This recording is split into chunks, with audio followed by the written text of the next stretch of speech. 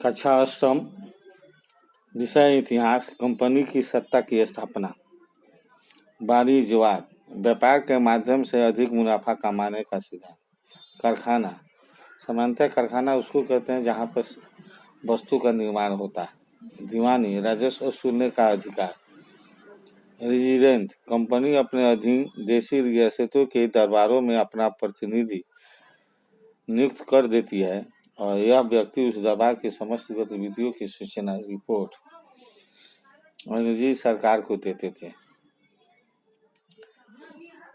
वाणिज्यवाद, वाणिज्यवाद की विचारधारा इस सिद्धांत पर आधारित थी कि व्यवसायिक संस्था को मुख्य रूप से व्यापार के माध्यम से मुनाफा कमाना चाहिए। भरपूर मुनाफा तभी कमाया जा सकता है जब कच्चा माल कम से कम कीमत पर खरीदा जाए और उसको तैयार करने में श्रमिक जो है सस्ते दामों पर मिले और उसे अधिक दामों पर बेचा जाए। यह तभी संभव है कि व्यापार में कोई प्रतिद्वंदी न हो। इसी नीति के अंतर्गत यूरोप के देशों ने 1600 से 1800 ईस्वी के बीच पश्चिमी यूरोप के अधिकांश देश वाणिज्यवाद की इस नीति से प्रभावित रहे। उपनिवेशों की स्थापना में वाणिज्यवाद एक महत्वपूर्ण कारण रहा। इंग्लैंड की नौसैनिक शक्ति मीन्स यानी जल का सैनिक के कारण इस मामले में ईस्ट इंडिया कंपनी की स्थापना औरों की अपेक्षा बेहतर थी। यानी इंग्लैंड की नौसैनिक शक्ति, जल सेना, यह कुशल नेतृत्व उसको प्राप्त था। व्यापारिक युद्ध, उपनिवेश स्थापना की होड़ के परिणाम स्वरूप 17वीं 18वीं सदी में विभिन्न यूरोपीय देशों के बीच अनेक युद्ध हुए।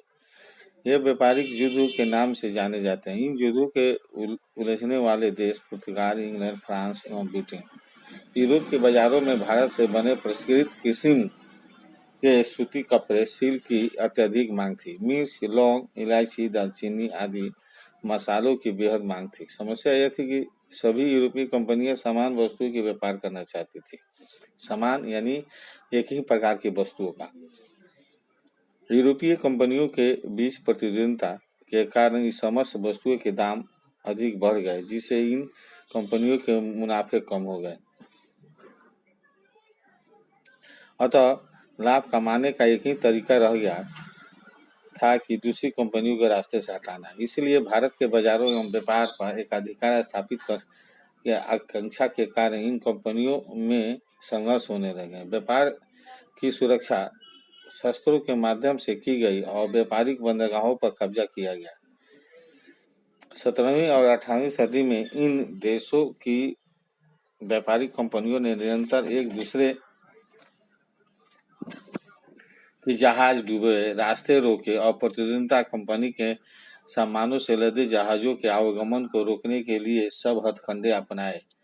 इन्हें स्थानीय शासकों के विरोध का भी सामना करना पड़ा। पुर्तगाली, भारत में अपने व्यापारिक केंद्र स्थापित करने वाले सर्वप्रथम यूरोपीय थे पुर्तगाली। उन्होंने कोचीन, गोवा, दमन एवं दीव में अपना व्यापारिक केंद्र खोले। लगभग एक शताब्दी तक उनका भारतीय व्यापार पर एकाधिकार रहा। अपने सर्वश्रेष्ठ कौशल शस्त्र से संयुक्त जहाजों के कारण यह मुगल बादशाह से भी काफी व्यापारिक सुविधाएं प्राप्त की है। डच व्यापारियों ने भारतीय व्यापार से आकर्षित होकर 1602 में डच ईस्ट इंडिया कंपनी की स्थापना की। उन्होंने पुलिकट, सूरत, चिंसुरा, कासिम बाजार, पटना, नागपट्टनम एवं कोचीन में अपने व्यापारिक केंद्र स्थापित किए।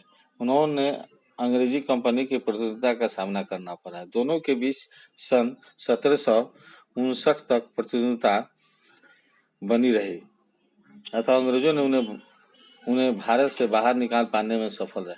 अंग्रेज पुर्तगालियों की सफलता तथा भारत के साथ व्यापार में पुर्तगालियों को होने वाले अत्यधिक मुनाफे ने अंग्रेजों को भारत की ओर आकर्षित किया। 31 दिसंबर 1600 को ब्रिटेन की महारानी एलिजाबेथ प्रथम ने के द्वारा प्रदान किए गए एक चार्टर के माध्यम से ब्रिटिश ईस्ट इंडिया कंपनी की स्थापना हुई। इस चार्टर द्वारा पूर्व देशों के साथ व्यापार पर कंपनी के एक अधिकार प्रदान किया। इस चार्टर के प्राप्त होने से कंपनी नए प्रदेशों की खोज में समुद्र पार भी जा सकती थी, जहां से वह कम दामों पर सामानों को खरीद सके और उन्हें यूरोप लाकर महंगे दामों में बेच सके।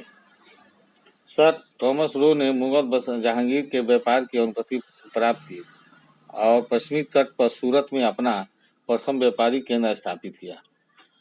सन 1651 में हुगली नदी के तट पर प्रथम ब्रिटिश कारखाने की स्थापना हुई।